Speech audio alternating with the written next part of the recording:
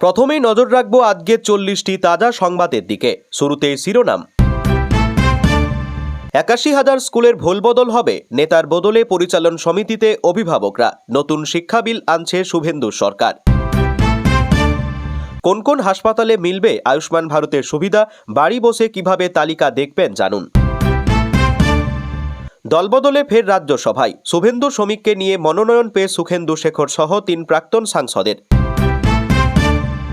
বস ছোট বিষয়ে পাত্তা দেয় না, সেবাশ্রয়ে পা বাদ যাওয়ার খবরে বললেন অভিষেকের পিএ, বিস্ফোরক মহিলা। ২১শে জুলাইয়ের আগে ভিক্টোরিয়া হাউসের সামনে জমায়েতে নিষেধাজ্ঞা কেন, হাইকোর্টে কালীঘাট তৃণমূল। অ্যাকাউন্ট তহবিল মামলায় পার্টি করার আর্জি, আসল তৃণমূলের আবেদন খারিজ হাইকোর্টের। মন্ত্রীর সামনে ওঠবোস করেও রেহাই নেই, দুর্নীতির অভিযোগে গ্রেপ্তার ration dealer. Bank account freeze মামলায় রায়দান স্থগিত হাইকোর্টের, আদালতে ঝুলেই রইল কালীঘাট তৃণমূলের ভাগ্য। ডেডলাইন পার হলেও কেন বাড়তি ছাড়, নির্বাচন কমিশনকে কড়া চিঠি মমতার, দিল্লি থেকে তোপ মহুয়া সাগরিকার। শতদ্রু দত্তর ব্যাংক অ্যাকাউন্ট মামলা, বিধাননগর আদালতকে 1 মাসের ডেডলাইন বেঁধে দিল হাইকোর্ট। বিকাশ রঞ্জন ভট্টাচার্যকে হেনস্থার জের, কুণাল ঘোষকে আর্থিক জরিমানা করল হাইকোর্টের 3 বিচারপতির বেঞ্চ। দল ছাড়ার পরই দায়ের হয় এফআইআর, এবার চাকরি দুর্নীতির মামলায় হাইকোর্টে শর্ত সাপেক্ষে স্বস্তি মানস ভূঁইয়ার। বাল্যবিবাহ রুখে শিল্পী দিদিমণির হাফ সেঞ্চুরি পার, বললেন অসুখ থেকে সেরে উঠুক বাংলা। ছেলে ডিম খেয়েছে, বাবা গোবর খাবে, নির্মল পুত্রের গ্রেপ্তারিতে উৎসবের মেজাজে পানিহাটি। ভোটে দাঁড়ানোর লোক পাবে না, নন্দীগ্রাম উপনির্বাচন নিয়ে তৃণমূলকে খোঁচা শুভেন্দুর। ছেলে গ্রেপ্তার হতেই রক্ষা কবচ চেয়ে হাইকোর্টে নির্মল ঘোষ, মামলা দায়েরের অনুমতি বিচারপতির।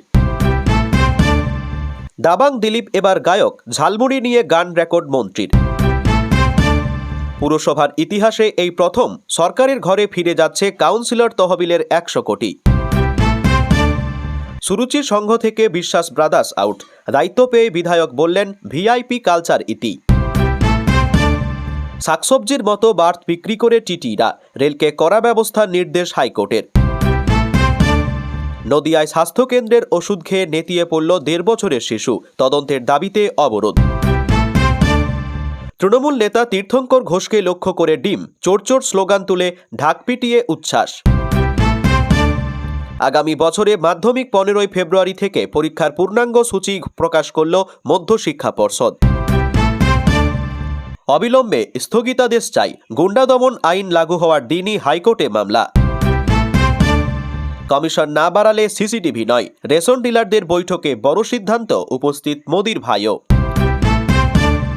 ক্লাস ঘরে ছাত্রীদের সচেতনতার পাঠ, বারুইপুরের ঘটনার পর উদ্যোগ আন্দোলের স্কুলে। বদ্রীনাথ অনুদান চুরিকাণ্ডে মূল অভিযুক্ত গ্রেপ্তার, প্রণামী বাক্স তদারকির দায়িত্বে ছিলেন ধৃত। কমেছে 8 কেজি ওজন, টানা অনশনে শারীরিক অবস্থার অবনতি সোনমের, রাহুলকে যেতে আর্জি উদ্ভবের। শান্তিতে থাকতে তৃণমূল নেতাকে দিতে হবে 1 কোটি টাকা, বিজেপি যুব নেতার দাবিতে পানিহাটিতে তোলপাড়। 2 দিনের মধ্যে সরাতে হবে সেক্টর 5-এর সব অস্থায়ী দোকান, কড়া নিয়মে ব্যান চা তৈরিও। নতুন ভোটার কার্ড বানাতে চান, ফর্ম পূরণের সময় জানাতে হবে বাবা মায়ের এসআইআরের তথ্য, জানালো কমিশন। প্রতিটি কেনাকাটার রাখা হবে হিসাব, দেশজুড়ে প্রথম রিটেল কনজাম্পশন সার্ভে শুরুর পরিকল্পনা কেন্দ্রের। রাম মন্দির চুরি বিতর্কে কেন্দ্রকে সুপ্রিম নোটিশ, রিপোর্ট তলব সিটের কাছে। নামের ভুলে কেউ বিদেশি হয়ে যায় না, নাগরিকত্ব যাচাই প্রক্রিয়ায় মানবিক হওয়ার নির্দেশ সুপ্রিম কোর্টের। ইউজার নেম নিয়ে কড়া পদক্ষেপ কেন্দ্রের, হোয়াটসঅ্যাপ টেলিগ্রামকে একই নিয়মে বাঁধতে চলেছে মোদী সরকার। মেট্রোয় হেডফোন ছাড়া গান শুনলেই জরিমানা, কড়া সিদ্ধান্ত কর্তৃপক্ষের। 30 দিন হেফাজতে থাকলেই অপসারণ, দাগি প্রধানমন্ত্রী মুখ্যমন্ত্রীদের গদি কাড়ার বিলে সাই নেই যৌথ সংসদীয় কমিটির। মহারাষ্ট্রে বাদ 29,000 পুরুষ লড়কি বাহিনী, সব শুদ্ধ বাতিল 92 লক্ষ। অরুণাচলে বন্যা ধসে বন্ধ একাধিক রাস্তা, ক্ষতিগ্রস্ত হাসপাতাল, চাষের জমি, বিপর্যস্ত 1 লক্ষ মানুষ। প্রিয় দর্শক, এবার আসছি বিস্তারিত খবরে। শিক্ষা গ্রহণ না করলে মানুষের অন্তর্নিহিত ও লুকায়িত প্রতিমার পরিপূর্ণ বিকাশ ঘটে না। স্বামী বিবেকানন্দের দর্শন এবং বাবা সাহেব আম্বেদকরের সাংবিধানিক মৌলিক অধিকারের চেতনাকে পাথেয় করে রাজ্যের শিক্ষা ব্যবস্থায় আমূল পরিবর্তনের ব্লুপ্রিন্ট তৈরি করল নতুন সরকার। গতকাল বিকাশ ভবনে প্রাথমিক, উচ্চ প্রাথমিক, মাধ্যমিক স্কুল থেকে শুরু করে কলেজ ও বিশ্ববিদ্যালয়ের সার্বিক পরিকাঠামো নিয়ে বৈঠক করেন মুখ্যমন্ত্রী শুভেন্দু অধিকারী। বৈঠক শেষে সাংবাদিকদের মুখোমুখি হয়ে তিনি জানিয়ে দিলেন, শিক্ষা যৌথ তালিকাভুক্ত হওয়ায় কেন্দ্র ও রাজ্য উভয় সরকারেরই সমান দায়িত্ব রয়েছে। বিগত সরকারের ভ্রান্ত নীতির কারণে থমকে থাকা কেন্দ্রীয় অর্থ এবার দ্রুত রাজ্যের কোষাগারে আসতে চলেছে এবং আগামী 1 আগস্ট থেকে শিক্ষাক্ষেত্রে এক নতুন অধ্যায়ের সূচনা হবে। বিকাশ ভবনের এই বৈঠকে ছিলেন কেন্দ্রীয় শিক্ষা প্রতিমন্ত্রী সুকান্ত মজুমদার এবং দিল্লি থেকে আসা 8 জন উচ্চপদস্থ আধিকারিক। কেন্দ্রীয় শিক্ষামন্ত্রী ধর্মেন্দ্র প্রধানেরও এই বৈঠকে ভার্চুয়ালি যুক্ত থাকার কথা ছিল। মুখ্যমন্ত্রী জানান, বিগত 3 বছর ধরে কেন্দ্রীয় শিক্ষানীতি না মানার একগুঁয়েমি দেখিয়েছিল পূর্বতন সরকার, যার ফলে কেন্দ্র টাকা দিতে চাইলেও রাজ্য তা পায়নি। তবে বর্তমান সরকার জাতীয় শিক্ষানীতির বাস্তবায়ন নিশ্চিত করায় আগামী 1 সপ্তাহের মধ্যে এই অর্থবর্ষের কেন্দ্রীয় গ্র্যান্টের টাকা হাতে চলে আসবে। এই টাকা দিয়ে রাজ্যের 81,000 স্কুলকে লক্ষ্যমাত্রা করে পরিকাঠামোগত সংস্কার করা হবে। রান্নার আধুনিকীকরণ, প্রতিটি স্কুলে এবার থেকে কাঠকয়লার বদলে সম্পূর্ণ পরিচ্ছন্ন উপায়ে গ্যাসে মিড ডে মিল রান্না হবে। পরিবেশ বান্ধব শক্তি, স্কুলগুলিতে পর্যায়ক্রমে সোলার প্যানেল বা সৌর বিদ্যুৎ ব্যবস্থা চালু করা হবে। নজর থাকছে স্বাস্থ্য এবং পরিচ্ছন্নতা, ছাত্রী বান্ধব উদ্যোগ, পাশাপাশি রারবঙ্গে থাকছে বিশেষ নজর। দ্রুত ওবিসি মামলা জট কেটে দ্রুত 12,000 পদের নিয়োগ, দায়িত্বে দুষ্মন্ত নারিয়াল সোশ্যাল মিডিয়ায় নিয়োগের দিনক্ষণ নিয়ে চাকরি প্রার্থীদের উদ্বেগের জবাবে মুখ্যমন্ত্রী আশ্বস্ত করে জানান, পূর্বতন সরকারের ওবিসি নীতির ভুলের কারণে গোটা নিয়োগ প্রক্রিয়া আইনি জটে আটকে ছিল। বর্তমান সরকার বিধানসভায় আইন এনে প্রথম সেই ভুল সংশোধন করেছে। আদালতের সর্বশেষ পরিস্থিতি তুলে ধরে শুভেন্দু বলেন, 8ই জুলাই সুপ্রিম কোর্টের গ্রীষ্মকালীন ছুটি শেষ হতেই আজ আমরা ওবিসি মামলার বিষয়টি কোর্টে মেনশন করেছি।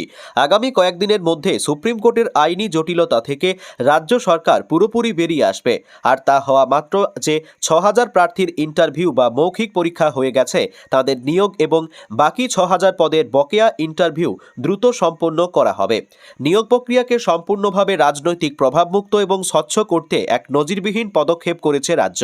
কোনো রাজনৈতিক ব্যক্তিত্ব বা নেতা নিয়োগ প্রক্রিয়ায় ত্রিসীমানায় থাকবেন না। চিফ সেক্রেটারি পদমর্যাদার প্রবীণ IAS অফিসার দুষ্মন্ত নারিয়ালকে এই রিক্রুটমেন্ট বোর্ডের চেয়ারম্যান করা হয়েছে এবং তিনি সোমবারই দায়িত্বভার গ্রহণ করছেন। আগামী দিনে SC, ST, OBC, EWS এবং PH রোস্টার ও সংরক্ষণ নীতি কঠোরভাবে মেনে সম্পূর্ণ মেধার ভিত্তিতে পরিচ্ছন্ন নিয়োগ করা হবে। 1 আগস্ট থেকে মিড ডে মিলে স্কন এবং বরাদ্দের বিপুল বৃদ্ধি। মুখ্যমন্ত্রী বলেন, আগামী 1 আগস্ট থেকে রাজ্যের স্কুল পড়ুয়াদের মিড ডে মিলের পুষ্টির গুণগত মানের পরিবর্তন আসতে চলেছে। প্রাথমিক মিড ডে মিলে দৈনিক বরাদ্দ 6 টাকা 78 পয়সা থেকে বাড়িয়ে এক ধাক্কায় 10 টাকা করা হয়েছে। আগামী 1 আগস্ট থেকে কলকাতা ও রাজ্যের একটি বড় অংশে মিড ডে মিল রান্না করা এবং তা বিতরণের দায়িত্ব নিচ্ছে স্কন। বেসরকারি স্কুল এবং বিশ্ববিদ্যালয়গুলির লাগামহীন ফি বৃদ্ধি নিয়ে করা অবস্থান নিয়েছে নবান্ন। মুখ্যমন্ত্রী জানিয়ে দিয়েছেন, রাজ্যে যতগুলি বেসরকারি শিক্ষা প্রতিষ্ঠানকে NOC বা ছাড়পত্র দেওয়া হয়েছে সেগুলিতে প্রথমে সরকারের তরফ থেকে কড়া পরিদর্শন চালানো হবে। তারা যদি সমস্ত নিয়মকানুন মেনে চলে এবং তাদের ফির কাঠামো সাধারণ মানুষের সাধ্যের মধ্যে নিয়ন্ত্রিত থাকে তবে তাদের অনুমোদন পুনর্নবীকরণ করা হবে। মুখ্যমন্ত্রী বলেন, শিক্ষাকে আমরা কোনোভাবেই পণ্য হতে দেব না। পাশাপাশি রাজ্যের শিক্ষা আইনেও যুগান্তকারী বদল আনতে চলেছে নতুন সরকার। দেশের 21টি বিজেপি এবং NDA শাসিত রাজ্যের মডেল অনুসরণ করে এবার এ রাজ্যেও স্কুল পরিচালন সমিতির শীর্ষ পদে বসানো হবে অভিভাবকদের। এই উদ্দেশ্য শিক্ষামন্ত্রী এবং প্রধান সচিবকে আগামী বিধানসভা অধিবেশনে নতুন বিল আনার নির্দেশ দিয়েছেন মুখ্যমন্ত্রী। এর ফলে রাজনৈতিক নেতাদের বদলে স্কুল পরিচালনার চেয়ারম্যান বা ভাইস চেয়ারম্যানের মূল দায়িত্ব থাকবে পড়ুয়াদের অভিভাবকদের হাতে, যা শিক্ষা ব্যবস্থাকে আরও দায়িত্বশীল ও স্বচ্ছ করে তুলবে। বাংলার মানুষও এবার পাবে আয়ুষ্মান ভারত যোজনার সুবিধা। ইতিমধ্যেই রাজ্যে এই প্রকল্পের কাজ শুরু হয়েছে। এই আবহে অনেকের প্রশ্ন, কোন কোন হাসপাতালে আয়ুষ্মান ভারতের অধীন বিনামূল্যে চিকিৎসা করানো যাবে? খুব সহজে বাড়ি বসেই সেই তালিকা দেখা সম্ভব। কেন্দ্রীয় সরকারের এই প্রকল্পে যোগ্য পরিবারগুলিকে বছরে 5 লক্ষ টাকা পর্যন্ত বিনামূল্যে চিকিৎসা সুবিধা দেওয়া হয়। সারা দেশের একাধিক সরকারি ও বেসরকারি হাসপাতালে এই ক্যাশলেস চিকিৎসা সুবিধা মেলে। তালিকাভুক্ত হাসপাতালগুলির নাম খুব সহজেই আয়ুষ্মান ভারতের অফিসিয়াল পোর্টালে গিয়ে দেখা যায়। এই তালিকা দেখতে হলে প্রথমে মোবাইল অথবা কম্পিউটারে আয়ুষ্মান ভারতের অফিসিয়াল পোর্টাল খুলতে হবে। এরপর হোম পেজে থাকা ফাইন্ড হাসপাতাল অপশনে ক্লিক করতে হবে। তাহলেই স্ক্রিনে একটি নতুন পেজ খুলে যাবে। সেখানে নিজের রাজ্য ও জেলার নাম বেছে নিতে হবে। এরপর হাসপাতালের ধরন অর্থাৎ সরকারি নাকি বেসরকারি, কোন ধরনের হাসপাতালের তালিকা দেখতে চান সেটা নির্বাচন করতে হবে। এছাড়াও কোন ধরনের চিকিৎসা দরকার সেটাও জানাতে হবে। বর্তমানে রাজ্য জুড়ে জোরকদমে আয়ুষ্মান ভারত যোজনার কাজ চলছে। তবে যারা এই প্রকল্পের সুবিধা পাওয়ার জন্য যোগ্য হিসেবে বিবেচিত হবেন না, তাদের জন্য নতুন একটি প্রকল্প ঘোষণা করেছেন মুখ্যমন্ত্রী শুভেন্দু অধিকারী। তিনি জানান, আয়ুষ্মান ভারত যারা পাবেন না তাদের জন্য মুখ্যমন্ত্রী স্বাস্থ্য বীমা যোজনা আনা হবে। এই প্রকল্পেও বছরে 5 লক্ষ টাকা পর্যন্ত ক্যাশলেস চিকিৎসার সুবিধা মিলবে। বিকেলে দল বদল, সন্ধ্যায় রাজ্যসভার টিকিট। তৃণমূল ত্যাগী 3 সাংসদের বিজেপিতে যোগ দিয়েই ফের রাজ্যসভার প্রার্থী হওয়া নিয়ে চর্চা এখনও চলছে। এর মাঝেই তাঁরা রাজ্যসভার পথে আরও এক ধাপ এগিয়ে গেলেন। গতকাল বিধানসভায় গিয়ে নিজেদের মনোনয়ন পেশ করলেন সুখেন্দু শেখর রায়, প্রকাশচিক বড়াইক এবং সুস্মিতা দেব। এদিন বেলায় প্রথমে বিধানসভায় পৌঁছে মুখ্যমন্ত্রী শুভেন্দু অধিকারীর সঙ্গে দেখা করেন তারা। একই সঙ্গে সেখানে পৌঁছন রাজ্য বিজেপি সভাপতি শ্রমিক ভট্টাচার্য। শুভেন্দু ও শ্রমিককে সঙ্গে নিয়ে তারা জমা দেন মনোনয়ন। সংখ্যাতত্ত্ব অনুযায়ী এই 3 আসনে কোনো প্রার্থী দিতে পারবে না বিরোধী তৃণমূল। তাই পদ্ম প্রতীকে এই 3 জন বিনা প্রতিদ্বন্দ্বিতায় ফের রাজ্যসভার সাংসদ হতে চলেছেন। গত বৃহস্পতিবার 9 জুলাই বিকেলে সল্টলেকের বিজেপি কার্যালয়ে গিয়ে রাজ্যসভার সভাপতি শ্রমিক ভট্টাচার্যের হাত ধরে দলে যোগ দিয়েছিলেন তৃণমূল ছেড়ে আসা সুখেন্দু শেখর রায়, সুস্মিতা দেব এবং প্রকাশচিক বড়াইক। তারা সকলে জোড়াফুল শিবির থেকে রাজ্যসভার সাংসদ ছিলেন। কিন্তু 26-এর ভোটে দলের হতশ্রী দশায় ক্ষোভ উগরে দল ত্যাগ করেন এবং রাজ্যসভার পদও ছেড়ে দেন। ওই 3টি আসন ফাঁকা হয়ে যাওয়ায় ভোট হচ্ছে আগামী 24শে জুলাই। কিন্তু সবচেয়ে তাৎপর্যপূর্ণ, সংসদের উচ্চকক্ষে ছেড়ে আসা 3 আসনে ফিরছেন তাঁরাই, এবার শুধুমাত্র প্রতীক বদল করে। এদিন ঘাসফুলের জনপ্রতিনিধি ছিলেন, এখন থেকে তাঁরা হবেন পদ্ম শিবিরের সাংসদ। গতকাল তৃণমূল ত্যাগী 3 প্রার্থীর বিধানসভায় গিয়ে মনোনয়ন দেওয়ার কথা ছিল। সেই মতো বেলা 11:30 নাগাদ তারা পৌঁছে যান বিধানসভায়। তাদের পরই যান বিজেপি রাজ্য সভাপতি শ্রমিক ভট্টাচার্য। বিধানসভায় ভানু ভক্তের ছবিতে মাল্যদানের পর মুখ্যমন্ত্রী শুভেন্দু অধিকারী 3 প্রার্থী সুখেন্দু শেখর রায়, সুস্মিতা দেব এবং প্রকাশচিক বড়াইকের সঙ্গে দেখা করেন। তার সঙ্গে মনোনয়ন পেশ করতে যান 3 জন। দলের চিহ্ন হিসেবে তাদের গলায় ছিল গেরুয়া উত্তরীয়। মনোনয়ন জমা দেওয়ার পর সুখেন্দু শেখর রায় বলেন, রাজ্যসভা সাংসদ পদ আমি ছেড়ে এসেছিলাম। সেই শূন্যপদ পূরণের জন্য আজ ভারতীয় জনতা পার্টির প্রার্থী হয়ে আমি মনোনয়ন জমা দিলাম। সঙ্গে সঙ্গে আমার নির্বাচনী পদ্ধতি শুরু হয়েছে, সেটা শেষের জন্য অপেক্ষা করতে হবে। তার আগে আর কিছু বলবো না। সুস্মিতা দেবের বক্তব্য, বিজেপি ও মুখ্যমন্ত্রীর কাছে আমি কৃতজ্ঞ আমাকে সুযোগ দেওয়ার জন্য। পশ্চিমবঙ্গের মানুষের স্বার্থে কাজ করব। গত কয়েকদিন ধরেই চর্চায় সেবাশ্রয়ে ভুল চিকিৎসায় একটি পা খোয়ানো মালতী বিশ্বাস। গতকাল স্বাস্থ্য ভবনে গিয়ে স্বাস্থ্যমন্ত্রীর সঙ্গে দেখা করেন মহিলা ছেলে ও স্বামী। খোদ মুখ্যমন্ত্রী শুভেন্দু অধিকারী মালতী দেবীর সঙ্গে ফোনে কথা বলেছেন বলেই খবর। এসবের মাঝেই কালীঘাট তৃণমূলের সেকেন্ড ইন কমেন্টের বিরুদ্ধে বিস্ফোরক অভিযোগ করলেন মহিলা। তার দাবি, সেবাশ্রয়ে ভুল চিকিৎসার কারণেই পা বাদ গিয়েছে তা জানাতে গিয়েছিলেন ক্যামাক স্ট্রিটে, কিন্তু আত্মসহায়করা যুবককে অভিষেক পর্যন্ত পৌঁছতেই দেয়নি। বলা হয়েছে, বস ছোটখাটো বিষয়ে পাত্তা দেয় না, হাতুড়ে কিংবা পড়ুয়া ডাক্তার দিয়ে চিকিৎসা, মেয়াদ উত্তীর্ণ ওষুধ বিলি রোগীদের। রাজ্যে পালাবদল হতেই ডায়মন্ড হারবারে সাংসদ অভিষেক বন্দ্যোপাধ্যায়ের সেবাশ্রয়ের বিরুদ্ধে এমন ভুরি ভুরি অভিযোগ ছিলই। সম্প্রতি প্রকাশ্যে আসে ভয়ঙ্কর তথ্য। জানা যায়, সেবাশ্রয়ে ভুল চিকিৎসার জন্য নাকি পা বাদ গিয়েছে এক মহিলার। বিষয়টা ঠিক কি? দক্ষিণ 24 পরগনার আকরার বাসিন্দা মালতী বিশ্বাস। অভিযোগ, হাঁটু ব্যথা নিয়ে সেবাশ্রয় ক্যাম্পে চিকিৎসার আশায় গিয়েছিলেন ওই মহিলা। সেখান থেকেই প্রাথমিক চেকআপের পর তাকে বেশ কিছু ওষুধ দেওয়া হয়। ওই ওষুধ খেয়েই নাকি হাঁটুর ব্যথা ভয়ঙ্কর বেড়ে যায়। ফের সেবাশ্রয়ে ব্যথা নিয়ে গেলে তাকে রেফার করা হয় এমআর বাঙ্গুর হাসপাতালে। অভিযোগ, হাসপাতালে চিকিৎসকরা তাকে জানান ভুল চিকিৎসায় পায়ের অবস্থা খারাপ। সেখান থেকে ওই মহিলাকে পার্ক সার্কাস চিত্তরঞ্জনে রেফার করা হয়। অবশেষে ন্যাশনাল মেডিকেলে ওই মহিলার পায়ের অস্ত্রোপচার হয়। একের পর এক রেফার রোগে রীতিমতো দিনের পর দিন পায়ের অবস্থা খারাপ হতে থাকায় তার পা কেটে বাদ দিতে হয়। পালাবদল হতেই রবীন্দ্রনগর থানায় অভিযোগ দায়ের করে মহিলার পরিবার। ঘটনার জল গড়ায় স্বাস্থ্য দপ্তর পর্যন্ত। তাঁদেরও দাবি, করুণ পরিণতির পর বহুবার সাংসদ অভিষেক বন্দ্যোপাধ্যায় ও সেবাশ্রয় ক্যাম্পের ব্যবস্থাপকদের সঙ্গে যোগাযোগের চেষ্টা করা হলেও তারা বিষয়টি গুরুত্ব দিতেই চায়নি বলে অভিযোগ। ধর্মতলার ভিক্টোরিয়া হাউস চত্বরে জমায়েতের উপর 60 দিন ধরে কেন নিষেধাজ্ঞা? প্রশ্ন তুলে কলকাতা হাইকোর্টের দ্বারস্থ কালীঘাট তৃণমূল। গত বছর পর্যন্ত এই জায়গাতেই 21শে জুলাই পালন করে এসেছেন তৃণমূল। এবারও সেই জায়গাতেই শহীদ স্মরণ করতে চেয়ে আবেদন জানায় মমতাপন্থী অর্থাৎ কালীঘাট তৃণমূল, কিন্তু অনুমতি মেলেনি। জায়গা নিয়ে রয়েছে ধোঁয়াশা। এর মধ্যেই ভিক্টোরিয়া হাউসের সামনে জমায়েতের উপর নিষেধাজ্ঞা জারি করে কলকাতা পুলিশ। এই নির্দেশিকাকে চ্যালেঞ্জ করেই গতকাল হাইকোর্টের বিচারপতি সৌগত ভট্টাচার্যের দৃষ্টি আকর্ষণ করলে কালীঘাট তৃণমূলকে মামলা দায়েরের অনুমতি দেওয়া হয়। বুধবার এই মামলা শুনানির সম্ভাবনা রয়েছে। সামনেই 21শে জুলাই, তার আগে কেন ধর্মতলার ভিক্টোরিয়া হাউস চত্বরে জমায়েতের উপর 60 দিন ধরে নিষেধাজ্ঞা জারি করা হলো, সেই প্রশ্ন তুলে হাইকোর্টে আবেদন জানান কালীঘাট তৃণমূলের সাংসদ ডেরেক ওব্রায়েন। তার হয়ে এদিন বিচারপতি সৌগত ভট্টাচার্যের এজলাসে সওয়াল করেন আরেক সাংসদ তথা আইনজীবী কল্যাণ বন্দ্যোপাধ্যায়। কলকাতা পুলিশের এই সিদ্ধান্তকে অধিকারের পরিপন্থী বলে উল্লেখ করেন। শুধু তাই নয়, এ বিষয়ে আদালত হস্তক্ষেপ যাতে করে সেই আবেদনও জানান। এরপরই এই সংক্রান্ত মামলা দায়ের করার অনুমতি দেন বিচারপতি। বুধবার এ সংক্রান্ত মামলা শুনানি হতে পারে বিচারপতি সৌগত ভট্টাচার্যের এজলাসে। 26শে নির্বাচনের পর দুভাগে ভাগ হয়ে গিয়েছে তৃণমূল। ঋতব্রত ও কালীঘাট শিবির দুই পক্ষই ধর্মতলায় 21শে জুলাইয়ের জন্য পুলিশের কাছে অনুমতি চায়। তবে পুলিশ জানিয়ে দেয়, ধর্মতলায় 21শে জুলাইয়ের আয়োজন করা যাবে না। বিকল্প জায়গার কথা জানাতে রাজ্য পুলিশের ডিজির সঙ্গে দেখা করেছিলেন ঋতব্রত পন্থীরা। গান্ধী মূর্তির পাদদেশে সভা করার অনুমতি চান তারা। তারপর সেই অনুমতি মিলেছে বলে জানা যাচ্ছে। তবে 21শে জুলাই কালীঘাট তৃণমূল কোথায় সভা করবে সেই জায়গা নিয়ে রয়েছে ধোঁয়াশা। এর মধ্যেই এবার 60 দিন ধরে ভিক্টোরিয়া হাউসের সামনে জমায়েতে নিষেধাজ্ঞা কেন? পুলিশের সিদ্ধান্তকে চ্যালেঞ্জ জানিয়ে হাইকোর্টে মামলা কালীঘাট তৃণমূলের। কলকাতা পুলিশের নির্দেশিকা অনুযায়ী 2রা জুলাই থেকে 30শে আগস্ট পর্যন্ত মধ্য কলকাতার একটি বিস্তীর্ণ অঞ্চলে ভারতীয় নাগরিক সুরক্ষা সংহিতার 163 ধারা জারি করা হয়। তাতে ধর্মতলার ভিক্টোরিয়া হাউস চত্বরও রয়েছে। তাৎপর্যপূর্ণভাবে এই সময়কালের মধ্যে রয়েছে তৃণমূলের 21শে জুলাই। মন্ত্রীর দায়িত্ব পাওয়ার পর থেকেই দুরন্ত অ্যাকশন মোডে দেখা যাচ্ছে খাদ্যমন্ত্রী অশোক কীর্তনিয়াকে।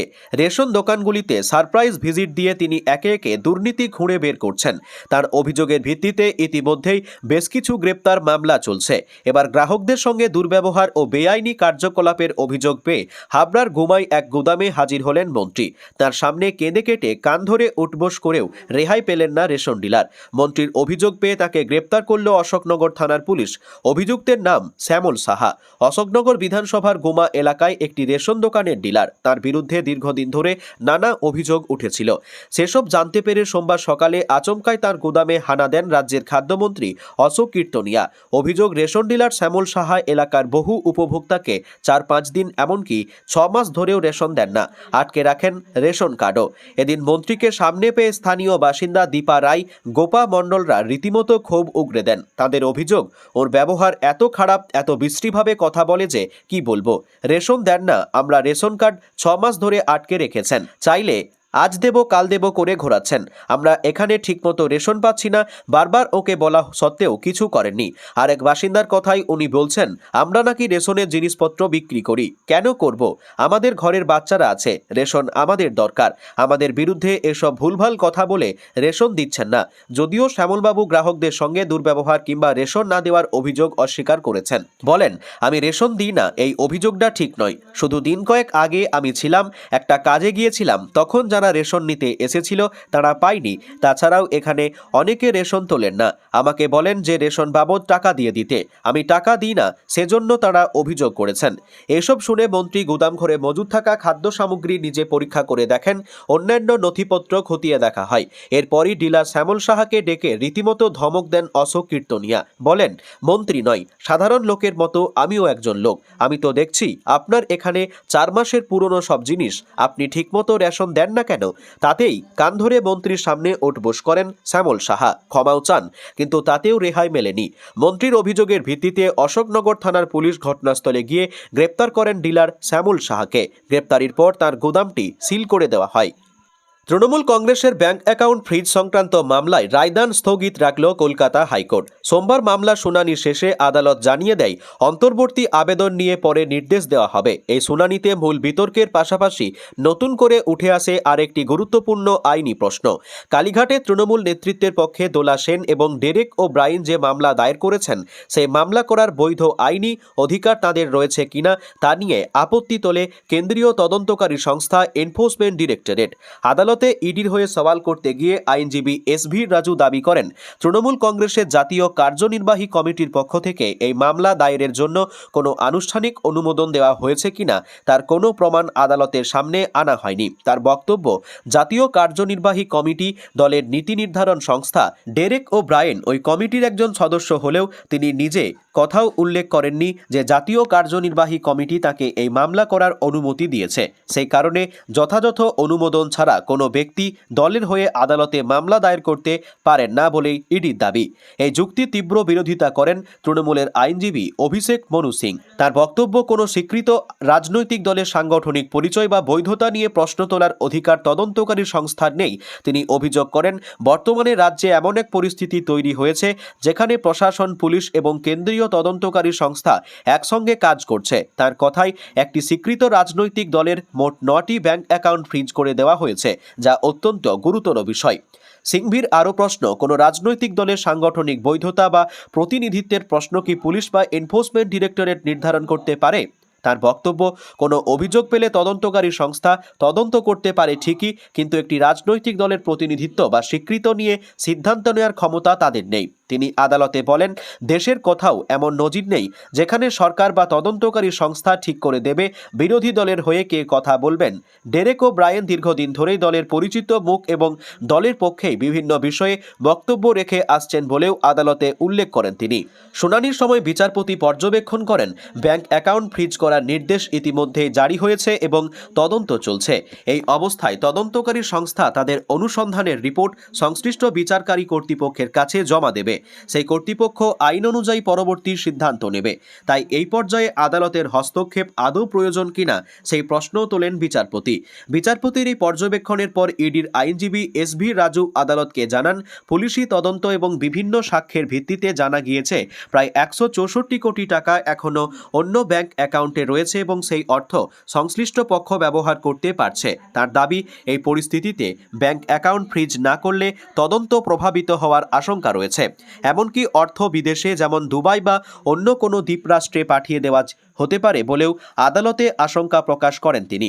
এই সমস্ত যুক্তি ও পাল্টা যুক্তি শোনার পর আবেদনের প্রেক্ষিতে রায়দান স্থগিত রাখে কলকাতা হাইকোর্ট। এখন আদালতের নির্দেশের দিকেই নজর রাজনৈতিক মহল এবং সংশ্লিষ্ট পক্ষগুলির।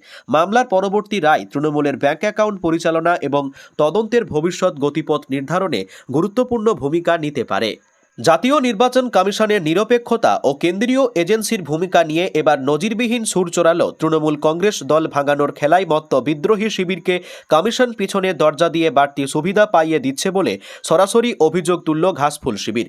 বেঁধে দেওয়া সময়সীমা পেরিয়ে যাওয়ার পরও কেন অপরপক্ষকে বাড়তি ছাড় দেওয়া হচ্ছে তা নিয়ে প্রশ্ন তুলে খোদ নির্বাচন কমিশনের সচিবকে কড়া চিঠি পাঠিয়েছেন তৃণমূল সুপ্রিমো মমতা বন্দ্যোপাধ্যায়।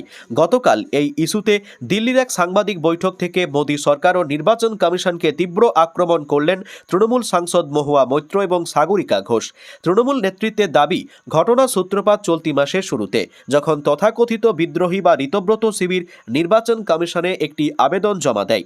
তৃণমূলের অভিযোগ, সাধারণ বিষয়ে কমিশন এতটা তৎপরতা না দেখালেও এই চিঠির ক্ষেত্রে মাত্র 4 থেকে 5 ঘন্টার মধ্যে নজিরবিহীন সক্রিয়তা দেখিয়ে তৃণমূলকে নোটিশ পাঠানো হয় এবং দুপক্ষকেই জবাব দেওয়ার জন্য 6 জুলাই পর্যন্ত সময়সীমা বেঁধে দেওয়া হয়। তৃণমূলের লোকসভার চিফ হুইপ কল্যাণ বন্দ্যোপাধ্যায়, মহুয়া মৈত্র এবং সাগরিকা ঘোষের প্রতিনিধি দল গত 6 জুলাই নির্দিষ্ট সময় মেনেই সশরীরে দিল্লির নির্বাচনের সদনে গিয়ে জবাব জমা দিয়ে আসেন। মহুয়া মৈত্রের অভিযোগ, আমরা সময় মেনে জবাব দিলেও অপরপক্ষ কোনো ইমেল বা সশরীরে হাজিরা দেয়নি। উল্টে তারা 10ই জুলাই পর্যন্ত যে বাড়তি সময় চেয়েছিল, কমিশন তা মঞ্জুর করে, কিন্তু আজ 13ই জুলাই হয়ে গেলেও তাদের কোনো জবাব জমা পড়েনি। এই বিলম্বের পিছনে অসৎ উদ্দেশ্য দেখছে তৃণমূল। তাদের তোপ তৃণমূলের দেওয়া নথির ওপর ভিত্তি করে যাতে বিরোধী পক্ষ জবাব সাজাতে পারে, তার জন্যই কি এই অতিরিক্ত সময় দেওয়া হচ্ছে? মমতা বন্দ্যোপাধ্যায় এবং তার চিঠিতে স্পষ্ট জানিয়েছেন, যেহেতু অপরপক্ষ নির্দিষ্ট ডেডলাইন মানতে ব্যর্থ হয়েছে, তাই তাদের আর বাড়তি সময় না দিয়ে কেবলমাত্র 6 জুলাই জমা পড়া তৃণমূলের নথির ভিত্তিতেই যেন কমিশন তদন্তের নিষ্পত্তি করে। সাংবাদিক বৈঠক থেকে ইডির ভূমিকা নিয়ে সরব হয়ে সাগরিকা ঘোষ বলেন, 2014 সালের পর থেকে ইডির 95% মামলাই করা হয়েছে বিরোধী নেতাদের বিরুদ্ধে। বিজেপি আসলে দেশকে ওয়ান পার্টি স্টেট বা একদলীয় রাষ্ট্রে পরিণত করতে চায়। অরুণাচল বা মধ্যপ্রদেশের বিজেপি মুখ্যমন্ত্রীদের বিরুদ্ধে ওঠা দুর্নীতির অভিযোগে কেন কেন্দ্রীয় এজেন্সি নীরব, সেই প্রশ্ন তোলেন তিনি। সবশেষে বিজেপি নেতৃত্বকে কটাক্ষ করে তৃণমূল সাংসদরা জানান, তারা সমস্ত প্রশ্ন শুনতে ও তার উত্তর দিতে ভয় পান না।